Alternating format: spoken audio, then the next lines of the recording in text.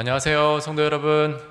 네, 엿새 동안 여러분의 일을 힘써 행하시고 안식일을 맞이하신 여러분 모두를 예수님 이름으로 축복합니다.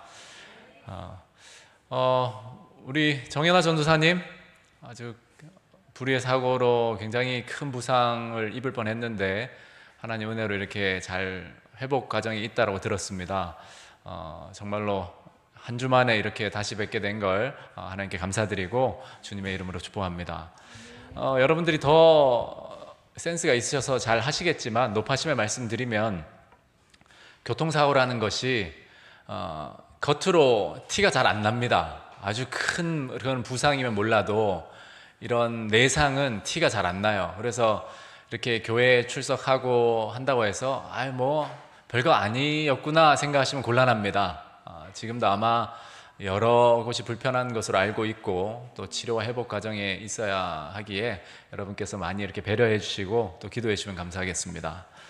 네, 오늘도 우리 함께 시작하면서 힘차게 인사하고 시작하겠습니다. 옆 사람과 뜨겁게 사랑과 소망을 담아서 하늘까지 함께 갑시다. 네, 하늘까지 함께 갑시다. 네, 거리가 멀면 레이저로 블루투스로 이렇게 인사해 주시기 바랍니다. 네. 지난 한 주 여러분들 사역을 어떻게 하셨는지 모르겠어요. 우리가 TMI를 가이드하고 있지만 더 다양한 사역들을 여러분들 상황 속에서 하고 계시리라 믿습니다. 그러나 또 TMI를 제안해 보면 다음 주는 이웃의 이름을 묻고 그를 위해 기도하세요. 이게 참 근데 쉬운 건 아니에요. 예를 들어 엘리베이터를 같이 탔는데 이름이 뭐예요? 이렇게 묻는 건 굉장히 요즘 신뢰되는 일입니다. 그러나 평소에 이렇게 인사는 하지만 이름을 몰랐다면 이렇게 관계 속에서 이름을 묻고 또 조용히 기도해 준다면 큰 아주 따뜻한 사역이 될 수 있으리라 생각합니다. 또 카톡 친구에게 용기가 되는 성경절을 보내세요. 지난주에 제가 한 집사님, 저는 모르는 집사님이신데 어떻게 하다가 이렇게 연락을 받게 됐는데 그분은 하루에 500명씩 카톡에 이렇게 말씀 문자를 보내는 사역을 수년간 해오셨어요. 아주 신실하신 집사님이신데 어쨌든 그런 사역은 아닐지라도 가끔 생각나는 친구나 또 우리 교회 성도님들 또 가족들에게 용기가 되는 성경절이나 좋은 글귀를 보내는 것도 귀한 사역이라 생각합니다.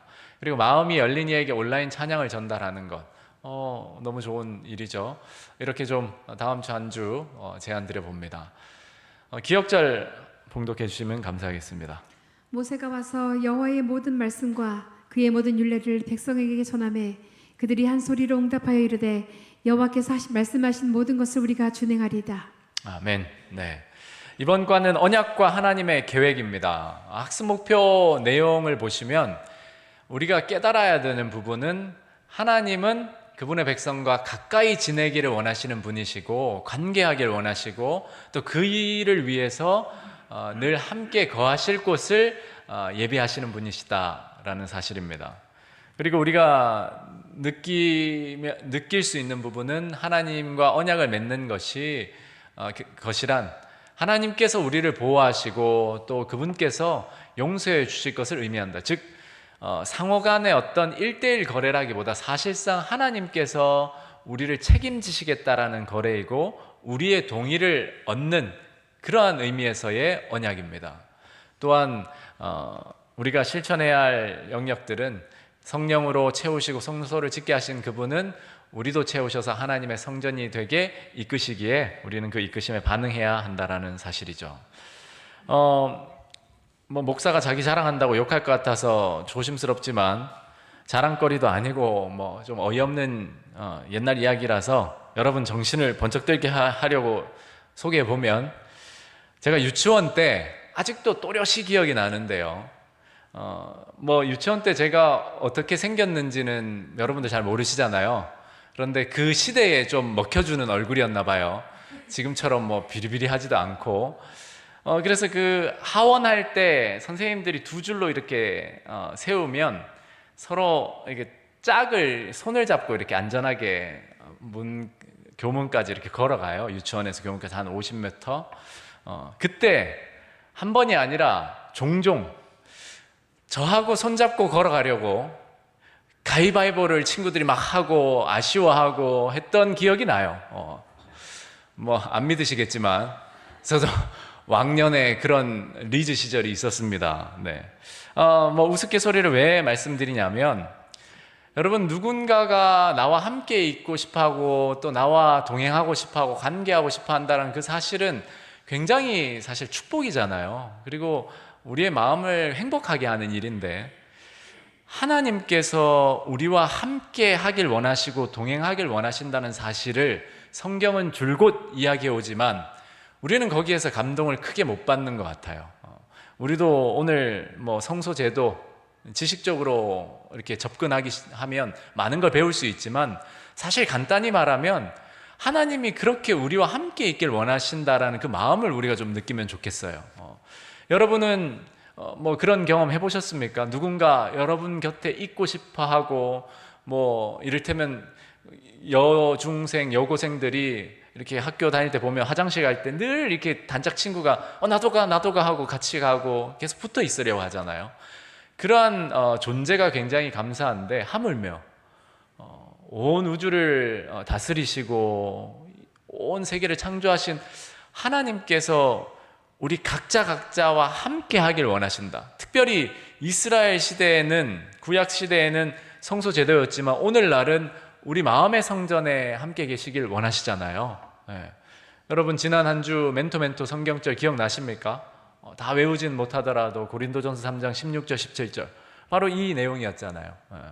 우리가 하나님의 성령이 거하시는 전이고 하나님께서 우리와 함께 하신다.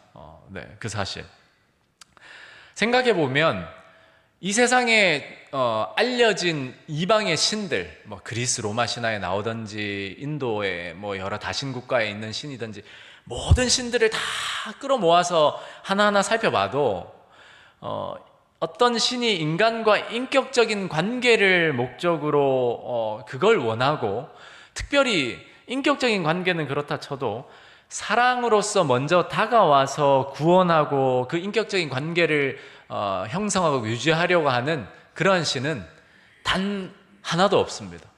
성경의 기독교 여호와 하나님 외에는 단 하나도 없습니다. 대부분의 이방신들은 다 무엇입니까? 거래관계입니다. 거래관계. 내가 잘하면 잘해주는 것. 뭐 드물게는 어떤 사랑의 인격적인 관계가 있다곤 해요. 뭐 인도의 어느 신은. 그러나 그러한 신조차도 인간이 먼저 다가가야 합니다. 그런데 성경의 하나님은 늘 먼저 사랑으로 다가오셔서 우리와 인격적인 관계를 맺으시려 한다는 사실입니다. 그 사실이 이 안식일 우리에게 좀 풍성하게 느껴졌으면 좋겠습니다. 일요일 소재에 있는 교과 내용을 인용해 보겠습니다. 살아계신 하나님은 관계의 하나님이시다. 우리 주님에게 중요한 것은 사물이나 계획이 아니라 사람이다. 따라서 하나님은 사람에게 깊은 관심을 기울이시며 그분의 활동의 주된 목적은 사람과 인격적인 관계를 맺는 것이다. 살아계신 하나님께서 관계를 중요시 여기시는 것은 당연하다. 관계 없이는 사랑 또한 있을 수 없기 때문이다. 네, 하나님은 사랑이시잖아요. 그러니까 사실 사랑이라는 건 관계가 있어야 되는 거니까 하나님은 관계의 하나님이시죠. 그런데 성경을 보면 정말 어떤 면에서는 예를 들어 성소제도만 봐도 얼마나 상세하게 구체적으로 뭐 길이가 얼마인지 또 어떻게 지어야 되는지 여러 지시가 있잖아요. 그럼에도 그 성소제도를 이렇게 우리가 연구하고 묵상하면서 늘 잊지 말아야 할 것은 하나님의 초점이 어디에 있다라는 거죠? 사람에게 있다라는 겁니다. 건물에게 있지 않다라는 거예요. 그 생각을 해보면 사실 우리가 교회를 다니면서도 우리가 잠시 착각해서도 안 되는 것이 교회란 건물이 아니라 사람이라는 사실입니다. 그래서 우리가 교회를 사랑하고 교회를 아낀다라는 말은 그만큼 성도들을 사랑하고 성도들을 아낀다라는 의미로 적용될 수 있어야 합니다. 물론 그 성도들이 함께 모인 곳이고 하나님을 예배하는 곳이기에 이 성전은 그 어떤 공간보다 거룩하고 구별되고 우리가 아끼고 섬겨야 할 곳이기도 합니다. 그럼에도 하나님의 관심과 초점이 사람에게 있고 또 우리 각자에게 있다는 사실로 우리가 용기를 얻고 위안을 얻을 수 있어야 합니다.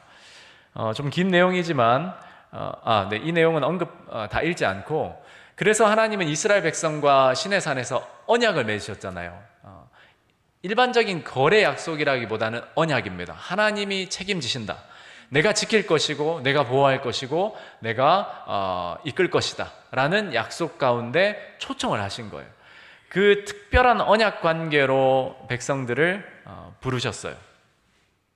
그런데 그때 이스라엘 백성들이 감격을 했죠. 하나님께서 그들을 구원하시고 홍해를 가르시고 또 하나님의 친음성을 듣게 하시고 하는 그 모든 과정 속에서 이스라엘 백성들이 벅차 올랐어요. 그래서 뭐라고 반응했냐면, 당연한 반응일지 모릅니다. 하나님이 무엇을 말씀하시든 우리는 다 순종하겠습니다. 우리 준비됐습니다. 이 결심을 해요.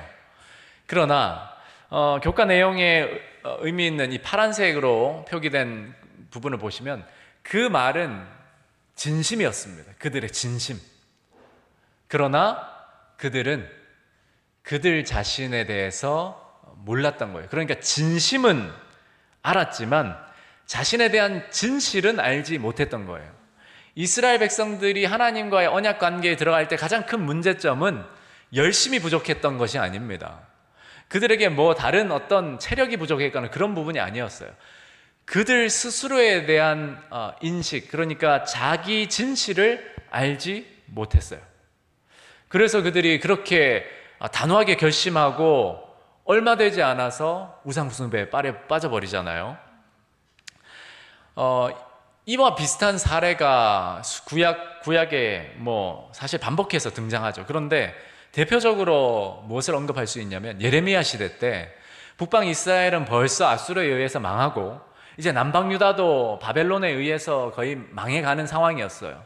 그런데 하나님께서 예레미야를 통해서 주신 기별은 뭐였냐면, 바벨론에 대적하지 말고 하나님이 정하신 그 징계를 달게 받아라. 70년의 그 포로기가 이스라엘 백성들의 유익을 위해서 정하신 것이기 때문에 대적하지 않고 바벨론에 순복하면 바벨론에서도 너희들이 평안을 누리며 살 수 있게 하시겠다라는 약속을 주셨거든요. 바벨론이 당시에 유화 정책을 펼쳤기 때문에 하나님의 섭리였죠. 그런데 이스라엘 백성들은 끊임없이 어디로 가려고 했죠? 애굽으로 가서 원조를 받아서 어떻게든 바벨론을 맞서 싸워보려 했던 거예요. 예레미야가 계속해서 기별을 보냈던 것은, 하나님의 기별을 전했던 것은 바벨론에게 복종해야 된다, 바벨론에게 대적하면 안 된다였어요. 결국 남방 유다가 거의 망하게 될 때 이스라엘 백성들 지도자들이, 남은 무리가 예루살렘에서 버티다가 이제는 안 되니까 예레미야에게 찾아왔어요. 예레미야 42장 43장을 보시면 우리가 하나님의 뜻을 알고 싶습니다. 하나님이 뭐라 말씀하시든지 우리가 다 따르겠습니다. 이제는 더 이상 우리가 할 수 있는 것도 없고, 여호와께서 당신을 보내신 이유가 그것이니까 하나님께 물어봐 주십시오. 우리가 하나님이 무엇을 말씀하시든지 따르겠습니다. 분명히 그렇게 이야기했어요. 우리가 당신을 우리 하나님 여호와께 보냄은 그의 목소리가, 즉 하나님께서 뭐라 말씀하시든지 좋든지 좋지 않든지를 막론하고 순종하겠습니다. 그래서 예레미야가 하나님의 뜻을 묻고 하나님께 뜻을 받아서 전하게 돼요. 당연히 그 뜻은 바벨론에게 대적하지 말아였어요. 바벨론으로 올라가라는 것이었어요. 그런데 그 기별을 애굽으로 내려가지 말고 그 땅에 머물러라, 그러니까 바벨론에게 복종해라, 그러면 그 땅에서도 편안히 살고 지켜주겠다. 비록 예루살렘 성은 무너지지만 어쨌든 그 터전을 잡고 그 70년의 기간 속에서 너희를 지켜주겠다라는 기별을 주셨단 말이에요. 그 기별을 받은 이 당사자들, 우리가 다 따르겠습니다 했던 당사자들이 뭐라고 말했냐면, 뭐라고 말하죠? 너 거짓말하는 거다. 하나님 그렇게 말하지 않았다. 너 그거 우리에게 거짓말하는 거야. 이게 무엇이죠? 그들에게 진심이었어요. 우리 하나님 말씀 다 따르겠습니다가 진심이었는데, 그들이 몰랐던 건 무엇입니까? 진실을 몰랐어요. 무슨 진실이요? 자신에 대한 진실. 자기 마음이 얼마나 간사하고 또 얼마나 교묘한지, 얼마나 죄가 가득 차 있는지를 몰랐던 거예요. 그렇게 예레미야를 거짓말한다 하면서 애굽으로 데려가 버렸던 거예요. 그 과정 속에서 하나님의 더 큰 벌을 받게 되었었죠. 이러한 이스라엘 백성들의 그 상태를 다 역사 속에서 그들의 실패를 다 경험했던 모세는 이스라엘 백성들을 가나안으로 이제 들어가게 하기 직전에 그의 유언과 같은 설교에서 뭐라고 말했는지 아십니까? 한번 읽어봐 주시겠어요? 너는 마음을 다하고 뜻을 다하고 힘을 다하여 내 하나님 여호와를 사랑하라. 네, 이러한 권면이 왜 주어졌는지를 생각해 봐야 합니다. 모세는 이스라엘 백성들의 그 실패를 다 눈으로 봤잖아요. 그들이 순종하겠다 하면서 바로 우상숭배에 빠지고 그들의 어떤 그 결심과 그것이 사실 지푸라기와 같다라는 거. 그들이 진심이 있어도 그들이 자기에 대한 진실을 알지 못하면 아무 소용이 없다라는 걸 알았던 거예요. 그래서 모세가 마음을 다하고라고 할 때 이 마음을 다하고는 단순한 감정이 아니라 의지와 사고와 결단까지 포함한 전인격적인 표현입니다. 그리고 영혼을 다하고라는 뜻은 뜻을 다하고라는 뜻은 네페시라는 말 여러분들이 많이 들어보셨을 거예요. 성경에 영혼이라고 번역된 기도하는데 그들의 생명을 다 거는 그런 의미였습니다. 그리고 힘을 다하여는 그들의 어떤 에너지, 모든 어떤 영육간 에너지를 다 쏟아붓는 것, 그렇게 하나님을 섬겨야 된다라고 유언과 같이 권면했던 거예요. 그러니까 단순히 그들의 의지적인 결심으로는 하나님을 섬길 수 없다라는 거예요. 그들이 선택하고 결심해야 하지만 결국 모든 순종의 능력과 힘이 하나님께로부터 오지 않으면 아무 소용이 없음을 재확인해 준 거예요. 분명히 이스라엘 백성들은 하나님과 언약을 체결할 때 진심이었어요. 그러나 그 진심이 그들의 믿음을 보장해 주지 않았습니다. 여러분은 하나님과의 관계에서 또 신앙인으로서 얼마나 진심으로 신앙생활을 하십니까? 우리는 진심으로 해야 합니다. 이스라엘 백성처럼 열심으로 고백하고 진심으로 하나님께 순종을 이야기해야 해요. 그러나 진실을 모른 채로 진심만 가지게 되면 사실 많은 실망을 겪게 됩니다. 예수님께서 사마리아 우물가 여인과 대화하시면서 뭐라고 말씀하셨냐면 하나님은 영이시니 예배하는 자가 영과 진리로 예배하라 라고 말씀하셨어요. 그런데 진리라는 말은 truth, 진실이라는 의미입니다. 진실. 그러니까 그 유명한 말 있잖아요. 내 자신을 알라. 너 자신을 알라. 소크라테스가 한 말인데 기독교 신앙에 있어서도 사실 가장 중요하다 할 수 있는 것은 나를 제대로 아는 겁니다. 나를 제대로. 내 상태를 제대로 아는 것이고 내 영적인 어떤 수준이나 본질을 인식하지 못하면 엄청난 열심은 있어도 늘 쉽게 넘어지고 또 이스라엘 백성들이 경험했던 그런 실패를 경험하게 돼요. 여러분, 진실을 알려면 어떻게 해야 하죠? 흔한 예화이긴 한데 가짜 수표가 있는데 이것이 가짜인지 아닌지를 알 수 있는 방법이 뭡니까? 진짜 수표를 확인해 봐야 될 거 아니에요. 그렇죠? 결국 우리가 진실을 알려면 자기만 바라봐서는 되는 게 아니라 진실을 봐야 됩니다. 성경이 말하는 진실, truth, 진리는 뭐죠? 예수님이에요. 우리가 예수님을 끊임없이 우리가 시대소망 묵상하고 있는데 예수님의 생애와 품성을 끊임없이 바라볼 때 우리가 자연스럽게 경험하는 게 뭡니까? 나의 연약함과 부족함, 내 죄를 알게 되잖아요. 그게 바로 진리를 깨닫는 과정이고 자기 진실을 알게 되는 겁니다. 만약에 이스라엘 백성들이 자기 진실을 제대로 인식했다면 하나님께서 언약 관계를 맺으실 때에 뭐라고 이야기했겠습니까? 하나님께 순종하는 말을 하겠지만 의당 하나님께서 도와주시기를 간구했을 거예요. 그렇죠? 그래서 부자 선지자를 보면 이스라엘 백성들에게 십계명이 주어졌을 때 그들은 그들 자신을 엄밀하게 성찰했어야 했다. 그러면서 그들의 힘이 아닌 외부의 힘, 그러니까 구속주의 필요성을 느끼는 과정이 있었어야 했다라고 했거든요. 그런데 그들은 얼른 진심으로 대답했는데 그들의 자기 자신의 진실을 알지 못했죠. 그리고 우상숭배에 빠진 이후에서야 그들이 얼마나 연약한지 구속주가 필요한지를 알게 되었고 그제서야 하나님께 그 구속하시는 은혜를 간구하게 됩니다. 모세를 통해서 용서의 필요성을 깨닫게 되죠. 교과에 있는 내용을 인용해 보겠습니다. 우리에게는 타고난 악으로 기우는 성향이 있다. 선을 행하기 위해서는 자신의 외모로부터 도움을 받아야 한다. 외부로부터 도움을 받아야 한다. 이 도움은 오직 위로부터 하나님의 은혜의 능력과 그분의 말씀으로부터 그리고 성령에게서만 받을 수 있는 것이다. 그리고 이 모든 것이 우리에게 주어졌음에도 불구하고 악은 여전히 우리에게 쉽게 다가온다. 그렇지 않은가? 그렇기에 신의 산에 모였던 그들에게 하나님과의 친밀한 인격적 관계는 필수적이었다. 네. 이것은 오늘날 우리에게도 마찬가지다. 맞습니다.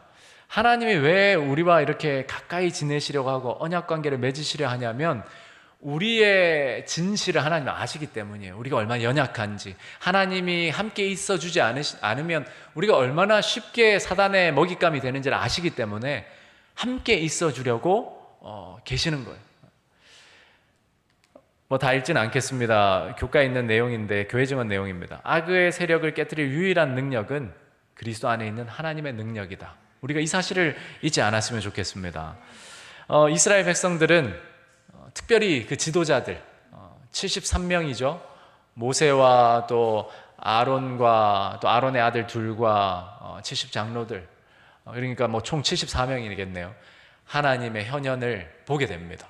물론 사람이 직접 하나님의 영광을 있는 그대로 보면 당연히 살지 못하겠죠. 그래서 모세가 봤던 것처럼 어쩌면 하나님의 그 영광의 빛을 잠시나마 목도했을 거예요. 그러나 이것은 정말 특별한 특권이었고 영광이었습니다. 그리고 그 자리에서 하나님께서 참 따뜻하시죠. 무엇을 하죠? 식사를 합니다. 이게 참 생각할수록 굉장히 따뜻하고 친밀하고 어떻게 보면 인간적이에요. 그렇죠? 그 영광스러운 자리에서 하나님이 식사를 베푸신 거예요. 돗자리 펴놓고 먹고 마신 거예요. 그런데 단순히 먹고 마시는 식사가 아니라 그 식사에는 큰 의미가 있다는 것을 교과는 이렇게 이야기합니다. 성경시대의 중동에도 함께 식사한다는 것은 귀한 경험이자 큰 영광이며 특권이었다. 그 자리에서 우정의 유대감이 형성되었고 용서가 베풀어졌다. 함께 식사하는 것은 서로를 지지하고 위기와 문제가 있을 때 함께한다는 것을 의미했다. 함께 식사를 함으로써 한쪽에 무슨 일이 생기면 다른 쪽이 와서 도와야 한다는 무언의 약속이 오간다. 식사 초대를 받는다는 것은 아무에게나 주어지지 않는 특별한 대접이었다. 네, 이번 이 월요일 소지를 제가 묵상하면서 굉장히 감동을 많이 받았어요. 야, 식사라는 것이 또 이런 깊은 의미가 있구나. 우리가 생각해 보면 실제로 그렇잖아요. 뭐 어떤 거래 관계가 맺어지고 난 다음에 가는 곳이 식당이고 또 깊은 어떤 유대 관계에 있는 사람과 만나서 주로 하게 되는 것이 밥 먹는 거잖아요. 불편하고 아주 꺼리끼는 사람과는 밥 먹지 않습니다. 잘. 네, 그렇죠? 모르는 사람과도 밥 먹지 않아요. 우리가 함께 식사한다는 것은 그런 귀한 경험인데 생각해 보면 안식일마다 집사님들이 땀 흘려 식사를 준비해 주시는 것도 하나님께서 베푸시는 잔치와 같다라고 생각이 돼요. 그런 의미에서 집사님들의 그 봉사 사역이 얼마나 귀한지, 그렇죠? 그렇게 잔치를 하나님 열어주시고 우리가 다 함께 안식일에 점심을 먹는 것은 우리가 함께 하나님을 섬기고 또 서로 돕고 그런 관계라는 것을 되새기고 하나님께서 우리와 언약 관계에 계시다라는 것을 상기시키는 그러한 애찬이 되기를 간절히 소망합니다. 제자들은 사실 예수님을 눈으로 봤잖아요. 우리가 그의 영광을 보니 정말 특별한 경험을 한 거예요. 그리고 제자들은 예수님과 함께 먹었습니다. 그렇죠? 그런데 단순히 먹는 것이 아니라 예수님이 십자가 달려 돌아가시기 전날 밤에 예수님께서 그 유월절 만찬을 여시고 제자들과 먹으시면서 뭐라고 말씀하셨냐면 내 피로 세운 언약을 언급하십니다. 그러니까 단순한 식사가 아니라 그 식사는 이스라엘 백성들이 2000년 전에 2000년도 훨씬 전이죠. 뭐 한 3000년도 넘는 그 전에 시내산에서 하나님의 현현을 보면서 먹으면서 언약 관계를 맺었던 그 장면이 신약에 와서 유월절에 다시 한번 재현된 거예요. 육신을 입으신 예수님이 하나님으로 거기 계셨고 이스라엘을 대표하는 하나님 백성을 대표하는 사도들이 그 자리에서 예수님과 함께 먹고 마신 거예요. 그 언약 관계가 다시 한번 새롭게 확정된 것이 바로 새 언약이었습니다. 유대인의 문화에는 우리처럼 이렇게 입식 문화가 아니라 거의 반쯤 누워서 이렇게 기대면서 음식을 먹는다고 하죠. 발을 빼고. 그래서 발을 저렇게 빼면 발을 씻어주고. 그래서 사도 요한, 예수님의 사랑하시는 제자는 예수님 품에 거의 안기듯이 이렇게 먹었다고 하는데, 이 관계, 이 장면을 보면 저는 구약의 이스라엘 백성들의 그 식사 장면도 어찌 보면 하늘의 눈에는 그렇게 딱딱하거나 형식적이지 않을 것 같아요. 굉장히 따뜻하고 온화하고 사랑이 넘치는 그 장면이었을 것 같아요. 함께 먹고 마시고 하나님을 보고. 오늘날 우리에게도 이러한 특권이 주어졌습니까? 네, 성찬 예식을 통해서 우리에게 주어졌습니다. 교과에서는 이렇게 이야기를 합니다. 신자들이 주의 만찬을 기념할 때 자신과 같은 죄인인 다른 신자들과도 친밀한 유대감을 형성하는 것이다.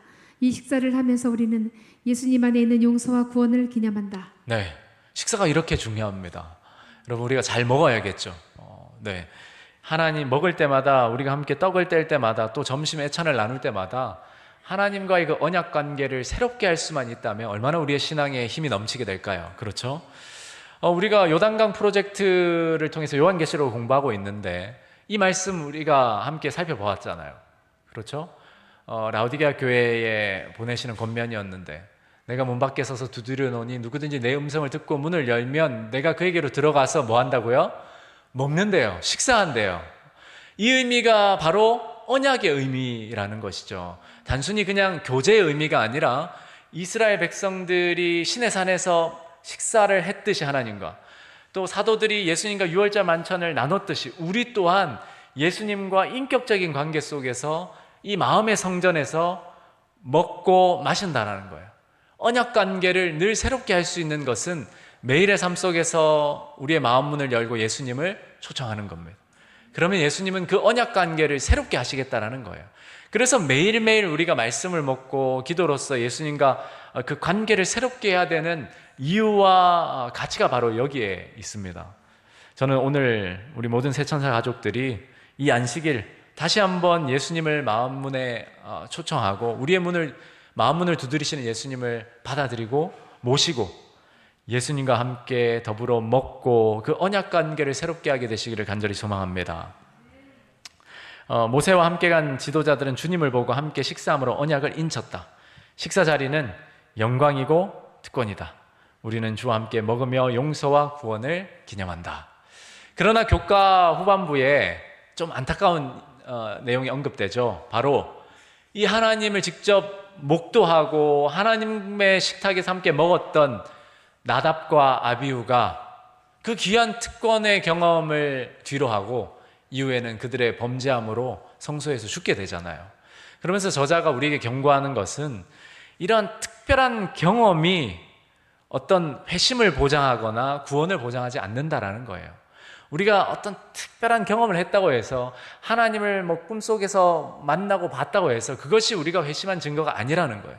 매일의 삶 속에서 하나님과 인격적인 관계로 나아가고 예수님을 마음에 모시고 겸손히 주님을 섬기고, 또 일요일 소재에 우리가 확인했듯이 우리가 주님을 섬기기로 선택은 하지만 그 능력이 주님께로부터 와야 한다는 사실 잊지 않는 것, 그러한 것들이 믿음의 길을 걷는 우리의 자세라고 경고하고 있습니다.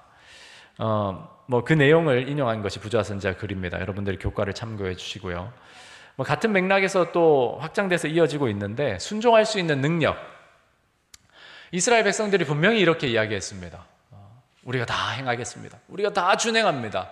여호와의 모든 말씀을 우리가 순종하겠습니다. 3번이나 이렇게 다짐하고 결심했는데 그들은 철저하게 실패했죠. 그렇다면 우리가 어떻게 순종할 수 있는가? 예수님의 능력을 받는다는 것이 어떤 의미로 우리에게 적용되어야 하는가? 저자는 그 답을 성경 에스겔서에서 제시하고 있습니다. 한번 읽어보겠습니다. 또 새 영을 너희 속에 두고 새 마음을 너희에게 주되 너희 육신에서 굳은 마음을 제거하고 부드러운 마음을 줄 것이며, 또 내 영을 너희 속에 두어 너희로 내 율례를 행하게 하리니 너희가 내 규례를 지켜 행할지라.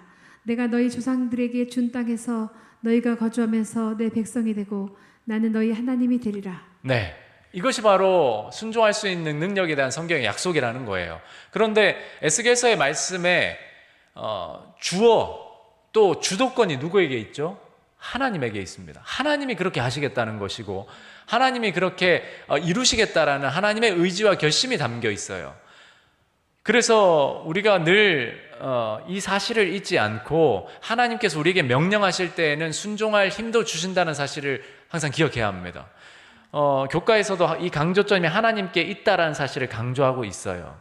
그래서 우리가 하나님의 명령을 순종할 수 있는 힘이 하나님께로부터 오고 그것이 구원처럼 우리에게 이르는 하나님의 선물과도 같다는 사실을 교과가 정리해주고 있습니다. 그럼에도 교과에 나와 있지는 않지만 저는 에스겔서 36장에 나오는 이 약속을 매우 중요하게 생각하는데 이 약속만큼이나 반드시 잊지 말아야 될 성경절이 있다면 그 후반부에 나오는 37절입니다. 한번 읽어보겠습니다. 주 여호와께서 이같이 말씀하셨느니라. 그래도 이스라엘 족속이 이같이 자기들에게 이루어 주기를 내게 구하여야 할지라.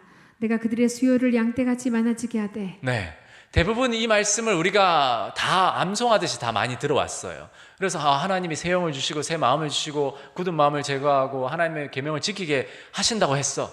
이건 다 알아요. 그런데 사실 뒤에 나오는 37절을 이게 주의 깊게 살피지는 잘 않습니다. 그러할지라도 하나님이 이렇게 하시겠다라고 약속하셨고 내가 이렇게 할 거지만 그래도 우리가 해야 될 것이 뭐라고요? 구해야 한답니다. 구해야 된대요. 바로 이 약속이 성취될 수 있도록 하나님께 구하는 것이 우리의 몫이라는 거예요. 우리가 절대 잊지 말아야 할 것은 순종할 능력이 하나님께로부터 옵니다. 그렇다고 해서 우리가 가만히 앉아서 기다려야 될 사람들이 아니라 그 약속이 성취될 수 있도록 우리는 끊임없이 구해야 돼요. 그래도 이스라엘 족속이, 그래도 인천 세천사교회 성도들이 하나님께서 이렇게 이루어 주기를 구해야 한다라는 거예요.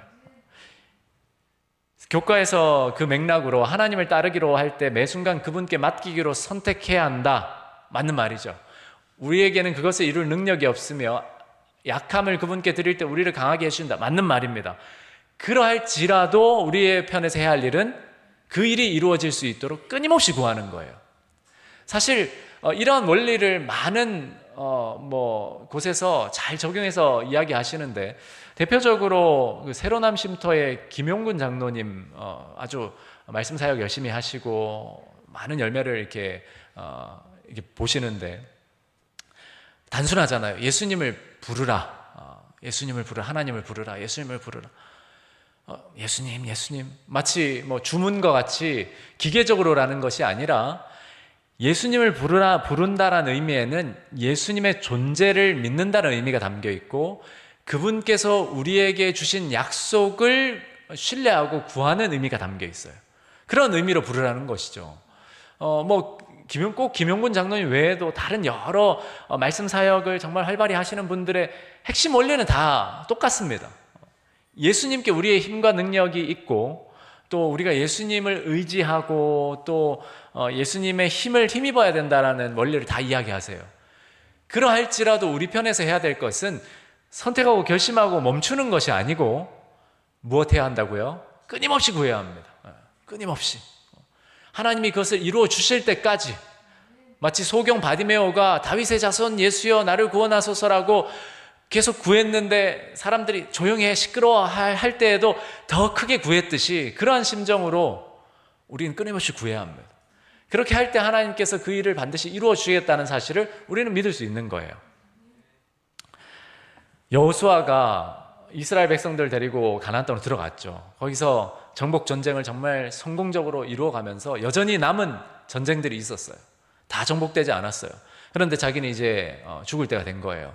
이스라엘의 지도자를 다 모았습니다. 그러면서 그 유명한 말을 하잖아요. 너희 섬길 자를 오늘날 택하라. 나와 내 집은 여호와를 섬기겠노라. 그런데 그런 말을 했을 때 이스라엘 백성들이 또 뭐라고 얘기합니까? 얼마나 멋있게 대답하는지 몰라요. 우리가 결단코 여호와를 버리고 다른 신들을 섬기기를 하지 아니하요니 그러므로 우리도 여호와를 섬기리니 결심을 또 한단 말이에요. 근데 여호수아가 뭐라고 이야기하는지 아십니까? 김 빠지게 이렇게 멋지게 결심하고 헌신한다고 하는 성도들한테 뭐라고 이야기하죠? 너희가 여호와를 능히 섬기지 못할 거다. 이야기를 해요. 여러분이 저한테 목사님 저 정말 열심히 이제 신앙하기로 결심했어요. 하나님 열심히 따를 거고 순종할 거예요. 라고 그렇게 감격해서 감동받아서 설교 듣고 그렇게 저한테 반응하는데 제가 여러분한테 집사님 그렇게 못할 거예요. 집사님 그렇게 못합니다. 장로님 그거 안 됩니다. 라고 이야기한다. 얼마나 황당해요. 근데 여호수아는 그렇게 한단 말이에요. 여호수아가 무엇을 알았던 거죠? 이스라엘 백성들의 그 역사를 알았잖아요. 여호수아는 진심을 받아들였지만 진실을 이야기해주고 싶었던 거예요. 또 너희가 착각하면 안 된다. 그 진심은 너희들이 정말 간직하되 잊지 말아야 할 사실은 너희 힘으로는 순종할 수 없어. 여호와를 힘입어야 해. 그 이야기가 뒤에 나옵니다. 그는 거룩하신 하나님이시오 질투하시는 하나님이시니 너희의 잘못과 죄들을 사하지 아니하실 것임이라. 이 말만 들으면 굉장히 힘 빠질 뿐만 아니라 어찌 보면 어떻게 이렇게까지 이야기할 수 있을까 싶어요. 그러나 사하지 않는다라는 여기에 이 여호수아의 말은 용서 불가를 뜻하는 게 아니고 회개 없이 죄를 짓고도 하나님이 그냥 넘어가 주실 거라 기대하지 말라는 말입니다. 그리고 죄에 대해서 민감해야 하고 스스로의 힘으로 순종할 수 있다고 절대 착각하지 말라는 거예요. 매 순간 뭐 하라고요? 여호와를 의지해야 된다. 너희가 드리는 이 제사제도 반복해서 드리는 것 같지만 이거 다 하나님을 의지해야 할 사실을 알려주는 거잖아. 절대 잊지 마. 너희 힘으로는 안 돼. 여호와를 의지해야 해. 그렇게 유언과 같이 이스라엘 백성들에게 강하게 강조한 겁니다. 너무 쉽게 대답하니까. 하나님 섬긴다고 하는 것은 그렇게 장난처럼 쉽게 대답할 것이 아니야. 하나님은 거룩하시고 또 참되시고 우리가 생각할 수 없을 만큼 높으시고 다함이 없는 분이시기에 진심만으로는 안 되고 우리가 우리 자기 진실을 깨닫고 하나님의 필요를 느끼면서 하나님의 도움을 구하고 충성해야 해. 이것이 여호수아의 유언이었습니다. 저는 지금 유언할 상황은 아니지만 여러분들께 함께 생각하자고 말씀드리고 싶은 것은 우리가 진심을 가지고 하나님을 섬기되 자기 진실을 부인하지 않고 진실을 늘 잊지 않고 진실은 변하지 않습니다. 우리가 어느 순간인가 스스로 순종할 수 있는 상태가 된다. 그렇지 않아요. 진실은 언제나 우리의 힘으로는 섬길 수 없다. 그러나 그럴지라도 우리는 우리에게 힘주시는 하나님을 신뢰하면서 구해야 한다. 예수님 도와주세요. 예수님 제가 순종하길 원합니다. 도와주세요. 끊임없이 구하는 거. 그 구하는 일이 어떤 사람은 성경 필사로 이어질 수 있고 어떤 사람은 기도로 어떤 사람은 성경 암송으로 다양할 수 있어요. 그러나 끊임없이 피로를 느끼면서 하나님을 찾는 행위들이 다를 뿐이지 본질은 같습니다. 끊임없이 구해야 돼요. 그냥 단순히 예수님을 부르라고 했다고 아침에 일어날 때부터 주문처럼 예수님 이런 기계적인 거 하라는 게 아니고 예수님의 필요를 느끼고 내 진실을 자각하고 끊임없이 하나님을 찾고 의지하자는 거죠. 네, 이 시대소망의 글은 인용해 보겠습니다.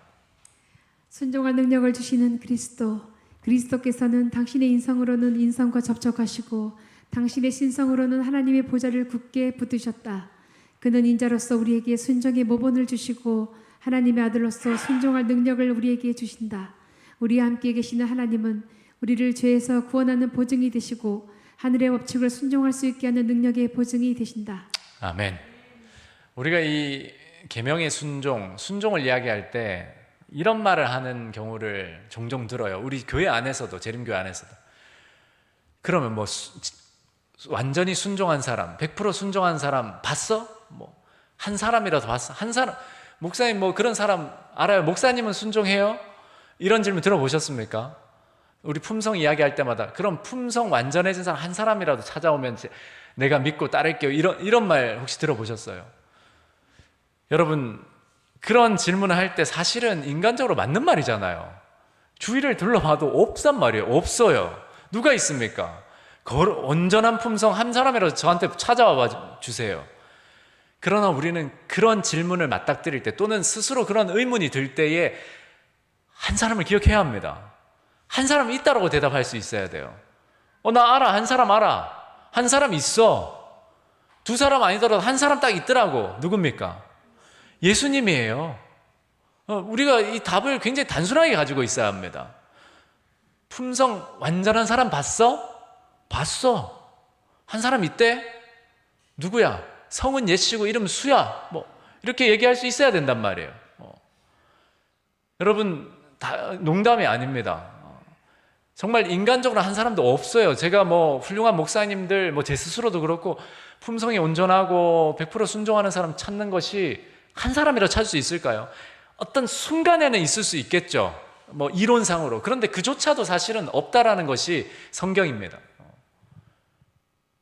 우리에게는 한 사람이 딱 있어요. 하나님이 한 사람을 주셨습니다. 다른 이론은 구원을 받을 수 없거든요. 예수님이 인간으로 오신 이유가 바로 여기에 있습니다. 하늘의 법칙을 순종할 수 있게 하는 능력의 보증은 예수님이세요. 우리가 과연 순종할 수 있을까 의심이 되고, 저 훌륭한 목사님도 저렇게 무너졌고, 우리 교회에 품성 이야기해봐야 모범이 될 사람 별로 없는데 내가 품성 변할 수 있을까? 우리는 누구를 생각해야 되죠? 예수님을 생각하고, 예수님이 우리에게 능력도 되시고 명령도 되시고 힘도 되시다는 생각하고 구해야 하죠. 예수님을 불러야 하고 그 일을 하나님의 때에 이루시겠죠. 중요한 건 우리가 그것을 믿고 있느냐 믿지 않고 있느냐지, 내가 당장 그것을 경험하고 누구에게 보여줄 수 있느냐의 문제가 아닙니다. 가지가 나무에 연결되어 있느냐가 중요하지, 당장 가지에 열매가 있냐 없냐로 따질 수는 없어요. 봄에는 열매가 없잖아요. 적당한 때에 다 맺히게 하시는 거예요. 바로 그 일을 위해서 그것을 좀 깨달으라고 하나님이 성소를 지으시고 이스라엘 백성에게 가까이 오신 거예요. 같이 살면서 보여주시려고. 있다. 내가 여기 있다. 내가 거룩하니 너희도 거룩해라. 너희도 할 수 있어. 거룩한 삶을 살 수 있고 순종의 생애를 살 수 있어. 이리로 와봐. 성소에서 흘려진 피, 봉사되는 그 뿌려진 피, 또는 촛대의 등잔, 모든 상징들이 다 예수님을 가리키고 있잖아요. 바로 그 의미였습니다. 수요일 소지는 시대소망 23페이지에 있는 글로 인용해 봅니다. 네. 하나님께서 모세를 통하여 이스라엘에게 내가 그들 중에 거할 성소를 그들을 시켜 나를 위하여 지으라고 명령하시고 그들 가운데 있는 성소를 거하셨다. 그들이 광야에서 지루한 유랑 생활을 하는 동안 하나님의 임재의 상징이 그들과 함께 있었다. 이같이 그리스도도 인간의 진영 가운데 당신의 성막을 세우셨다. 그가 사람의 장막 곁에 당신의 장막을 치신 것은 우리 가운데 거하시고 우리를 당신의 거룩한 품성과 생애에 친숙하게 만드시기 위해서였다. 네, 바로 이겁니다. 네, 이 목적을 가지고 하나님이 성소를 지으셨다는 거예요. 수요일 소지는 여기에서 다 요약이 됩니다. 목요일로 넘어가 보면 이제 하나님께 성소 건축을 명하시고 모든 지시를 주시면서 하나님의 영을 부어주시고 또 아주 지혜로운 사람들을 보내주시고 모든 것을 공급해 주셨다라는 거예요. 그러면서 이제 그 성소 제도를 지시하는 과정 속에서 안식일, 하나님의 안식일에 대해서 하나님께서 가르치시고 언급하시고 강조하십니다. 그런 가운데 교과 저자가 에스겔서를 인용하면서 이 안식일이 그들을 거룩하게 하는 여호와인 줄 알게 하려고 내가 안식일을 주어 그들과 나 사이에 표징을 삼았다. 이 내용을 가지고 안식일은 거룩함과 성화의 표징이다라고 이야기하고 있어요. 사실 기본 교리에도 나오는 말인데 어려운 말이에요. 성화의 표징이 안식일이다. 안식일 지키면 성화된다는 뜻인가? 그런 의미라기보다 안식일은 하나님이 구별하신 백성이라는 사인, 즉 표시가 된다라는 뜻입니다. 들어보신 예화일 수 있겠지만 한 경매에 그림이 올라왔는데 이 그림 보면 사실 이런 그림이 있나 싶긴 하잖아요. 이렇게 담배 하나 물고 있는 소년인데 이 그림이 2004년 5월 5일 뉴욕에서 얼마에 팔렸냐면 수년 전이니까 지금 한 1,500억에 팔렸어요. 1,500억 이 그림이. 아시는 분도 계실 텐데 파이프를 든 소년이라는 작품입니다. 24살의 피카소가 장밋빛 시대라고 일컬어지는 1905년 가난한 예술가들 집합소인 파리의 세탁선에서 그린 작품 2점 중 그중 하나예요. 그런데 이게 이렇게 비싼 이유가 어디에 있을까요? 여러분, AI 시대에 요거 똑같이 카피할 수 있을까요? 없을까요? 카피할 수 있어요. 그런데 이게 이만큼 비싼 이유는 바로 요 작은 부분 때문입니다. 요 끝에 좌측 하단에 정말 뭐 제대로 보이지도 않는데 피카소라고 적혀있는 이 이름 하나, 이게 없으면 이거 얼마짜릴까요? 이거 인사동에 가서 이거 살 수 있어요, 여러분. 이거 없으면 얼마 주고 살까요? 한 5만 원이면 삽니다. 그렇다고 뭐 몇천 원 주고 팔진 않아요. 한 10만 원, 5만 원 줄 텐데 이 이름 하나 딱 새겨지니까 이게 얼마가 돼요? 1,500억이 됩니다. 1,500억. 여러분, 이 그림, 뭐 그림이라고 하기에 좀 죄송합니다만, 죄송하진 않죠. 이 그림입니다. 작품이에요. 엄청난. 이거 얼마일까요? 이게 수억입니다. 수억. 현대미술의 거장 이완 하백이 그냥 큰 붓 하나 가지고 딱 찍고 쫙 당기면 이게 나오는데 물론 이 화백에게는 굉장히 죄송하는 표현이지만 어쨌든 이 엄청난 작품, 우리 승찬이도 해볼 수 있지 않을까? 저도 만들 수 있을 것 같아요. 그런데 이 작품이 그렇게 억대가 되는 이유가 어디 있습니까? 저거 빨간색 저거 때문입니다. 저거. 여러분, 우리가 사실 세상에 60억 인구가 넘는데 우리의 가치를 따지면 뭐 별거 있습니까? 그런데 우리가 갑자기 가치가 수조 이상으로 가치를 매길 수 없을 만큼 고귀한 존재가 되는 결정적인 계기가 뭡니까? 요소가 하나님의 이름이 새겨지는 순간, 예수가 우리의 마음에 들어오는 순간, 그 순간 우리의 가치는 완전히 달라져요. 세상이 우리를 어떻게 평가하냐? 세상은 스펙으로 평가하죠. 우리가 뭐 학벌이 얼마인지, 돈이 얼마인지, 집이 어딘지, 또 IQ가 얼마인지, 건강, 키, 뭐 다양합니다. 그것을 뭐 나쁘다 할 수 없어요.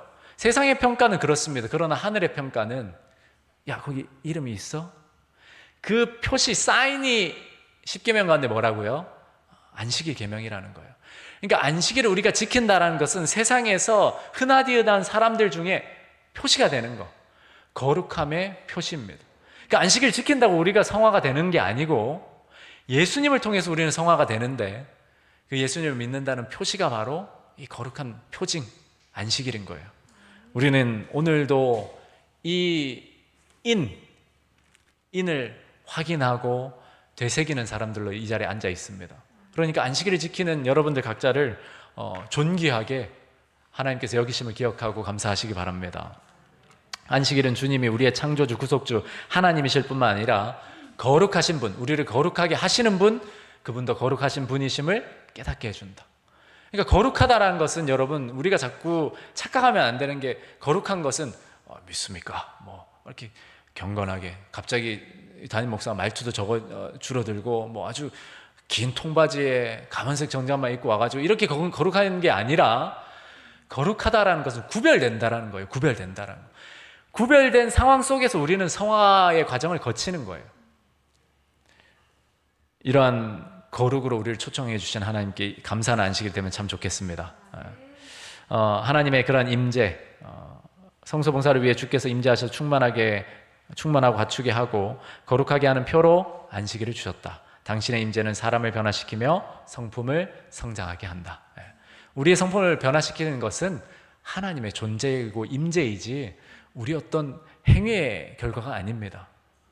단지 그 행위들은 우리가 하나님께 구별된 사람임을 나타내는 사인일 뿐이에요. 사인, 표시일 뿐입니다. 교과 결론 읽고 마치겠습니다. 창조주이신 하나님께서 당신의 백성 가운데 거하기 원하셨다. 하나님은 우리를 당신이 계신 곳으로 부르시고 교제하게 하신다. 그분은 우리와 함께 하시기 위해 성소를 지으셨다. 하나님과 언약을 맺는 것은 그분이 주시는 놀라운 보호 가운데 들어가는 특권을 의미한다. 그곳에서 하나님은 죄인인 우리를 용서하시고 거룩하게 하신다. 하나님은 성령으로 우리를 충만하게 하시며 우리도 그분의 임재 가운데 거할 때 그분의 성소로 세워지게 이끄신다. 아멘. 네, 오늘 우리 말씀 나누는 시간을 갖겠습니다. 곁에 있는 두 분 혹은 세 분씩 짝을 지으시고 앞에 나온 질문을 가지고 함께 말씀을 나누시면 감사하겠습니다. 한 5분 정도 서로 말씀을 나누고 기도해 주시면 감사하겠습니다.